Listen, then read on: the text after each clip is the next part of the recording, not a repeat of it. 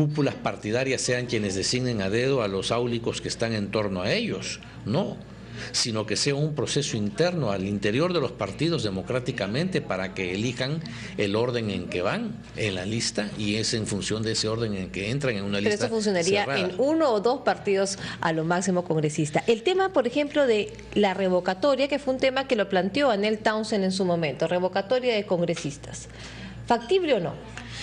Yo lo veo poco probable, Cayetana. Hoy menos que antes, ¿no? Antes, en que habían partidos muy fuertes en determinadas circunscripciones y con votación cautiva, el APRA en el norte, por ejemplo, permitir la revocatoria en determinados departamentos del norte, entonces el diputado o los diputados que entraban por minoría podían fácilmente ser revocados y convocado a un nuevo proceso cubierto por el partido que predominaba en esos lugares. Entonces, todo esto tiene sus bemoles, pero lo que también habían planteado ustedes era si debía haber una renovación por mitades del Parlamento. Este es un tema que se ha venido discutiendo durante varios años. Se discutió ampliamente en el Parlamento anterior, en la Comisión de Constitución, y fue desestimado. Y fue desestimado porque el Perú ya ha vivido esa experiencia. En 1910-1915, durante el gobierno de Billisburg, existía ese sistema en que el Parlamento se renovaba por mitades a mitad del periodo, y esto originó que el presidente perdiera mayoría en el Parlamento. Y cuando el presidente preparaba el golpe contra el Parlamento se le adelantó y terminaron destituyendo a Billisburg. Fracasó, y lea usted a Jorge Basadre, lea usted a cualquiera de los historiadores. Claro, hay otro tema que es la inestabilidad que genera un proceso electoral permanente, porque la renovación podría ser por tercios y no por mitades. Y hay quienes creen que esa renovación por tercios es para castigar a los malos, y no. Cada congresista va a cumplir sus 5 años de representación, salvo en el primer periodo. Con el añadido, Guido, que seríamos un país que permanentemente viviría en procesos electorales, en enfrentamiento entre los partidos y los grupos políticos. Pero a la vez un país que podría tomarle el pulso a la sensación, a la sensibilidad política de la población. Es un tema en discusión. En todo caso, eliminación del voto preferencial, quizá reducción de los distritos electorales para hacer posible la revocatoria. ¿Cómo revocas a un congresista por Lima con 6 millones de electores? En cambio, si hubiera 100.000 electores que van una a elegir circunscripción pequeña, un distrito pequeño, ahí sí la revocatoria tiene sentido. Pero yo quiero que nos cuente usted un secreto, doctor Bedoya. Su despacho, y acabo de ver la página web del Congreso y es público y notorio y lo puede consultar cualquiera, es el que menos gastos genera en personal, el que menos gastos genera en útiles de escritorio, el que menos gastos genera en telefonía, tanto fija como celular. Oiga, ¿por qué no le cuenta usted, no a nosotros, a sus colegas del secreto, y nos ahorramos unos cuantos millones? Me pone usted en una situación difícil, Guido, porque me compara usted con mis pares en el Congreso, y yo nadie soy para fisgonear ni ver. Perdóneme, esto está público y notorio, está en la página web del Congreso de la República. Bueno, yo sí procuro ahorrarle dinero pues al Estado, ¿no? Y de repente no necesito 2, sino es suficiente un asesor, y el material del despacho se utiliza exclusivamente para las cosas imprescindibles. En fin, no sé. ¿Cómo evitar que el Congreso de la República termine siendo, ¿no es cierto?, la agencia de empleos de los amigos de los congresistas? Lo acabamos de ver con el congresista Bardales, y no es el único caso que ha existido en el Congreso. En el pasado, una correligionaria suya también fue sancionada por ese tema. En efecto. Yo creo que esa es una tarea que primero nace en los partidos. Tiene que inculcar valores y principios adecuados, y sobre todo a los dirigentes y a quienes postulan en nombre de un partido. Segundo, la gente tiene que entender lo que tanto es una frase tan trillada pero tan real. A la política se va para servir y no para servirse.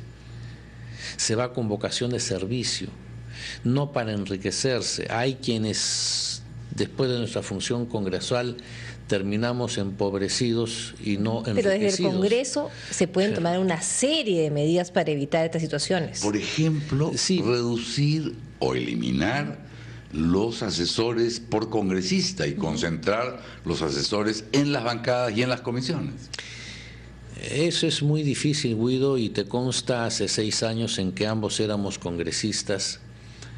El primer año, yo recuerdo, fui el vocero de la bancada y tú fuiste mi alterno, juntos trabajamos en la bancada de Unidad Nacional. Y tú recordarás que entre las propuestas que yo formulé a esa bancada que recién entraba y que a nadie habían contratado, fue, en lugar de que cada congresista contrate a los 2 asesores a que tiene derecho, contrate a uno y el otro lo entregue a la bancada para formar un pool de asesores en la bancada al cual tengan acceso todos los miembros de la bancada. Y me quedé solo en mi propuesta. No tuvo eco. Cada uno quería su cupito, su pequeño cupo de 2 congresistas y no fue aceptada mi propuesta. ¿Usted diría que ha sido un error participar en la mesa directiva de Víctor Isla? Porque hubieron congresistas de su bancada que se opusieron en su momento a que el partido estuviera en la mesa directiva. Hablar en plural es demasiado generoso, Cayetana. Es una posición en la que me quedé en solitario. Yo fui el que opiné que no debíamos formar parte de la mesa directiva. Dentro de un esquema, yo veo, yo digo las cosas claras. Yo veo con preocupación el destino del PPC. Veo que su espacio político está ocupado por muchas colectividades. Hoy en día está el APRA después del viraje de Alan García en su último gobierno, está Toledo, está Castañeda, está en alguna medida el propio señor Humala después del cambio postelectoral que ha tenido. El sector de izquierda radical lo están dejando para el señor Santos y el sector de derecha lo están dejando para el fujimorismo. Entonces ese centro, centro izquierda, centro derecha está demasiado concurrido, demasiado disputado. Si a eso le agrega que el PPC durante 10 u 11 años ha estado bajo el membrete de Unidad Nacional y ahora aún continúa bajo el membrete de la Alianza para el Gran Cambio, está perdiendo presencia e identidad. Entonces yo planteé al interior de mi partido, sin éxito, que debiéramos los 7 miembros de la bancada del PPC conformar una bancada del PPC y de ahí en adelante actuar como PPC, levantando y hablando la bandera del PPC. En el partido no fui escuchado y el presidente Raúl Castro expresó de que ese era un tema que no estaba en agenda del partido. Lo que sucedería seguramente es que le dirían que ustedes ingresaron al Congreso bajo Alianza para el Gran Cambio. Entonces ahora bajarse de ese coche. Pero usted está viendo ahora, Cayetana, que PPK, que ya está inscribiendo su propio partido, ya ha declarado que las alianzas ya no existen. Entonces, yo no andaba descaminado, ¿verdad? Porque PPK ahora con su partido es un elemento más que entra a congestionar adicionalmente ese sector del centro.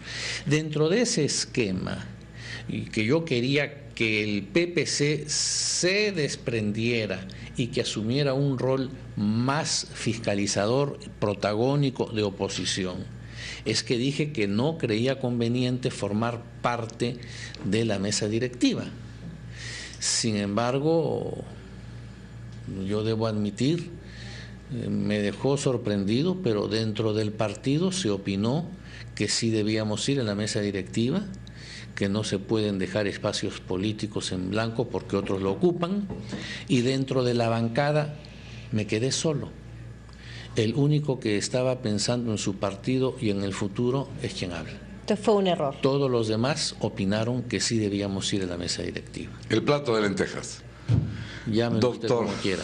Doctor Javier Bedoya Vivanco, gracias por haber estado con nosotros en esta edición de Ampliación de Noticias. Ha sido muy grato y creo que muy ilustrativo, Cayetana, escuchar las opiniones del doctor Bedoya, tanto en relación al Congreso como en relación a la vida político-partidaria. Hasta cualquier momento, señor. Señores, muy buenos días y muchas gracias a ustedes. Son las 9 de la mañana con 20 minutos. Una pausa. Volvemos en Ampliación de Noticias.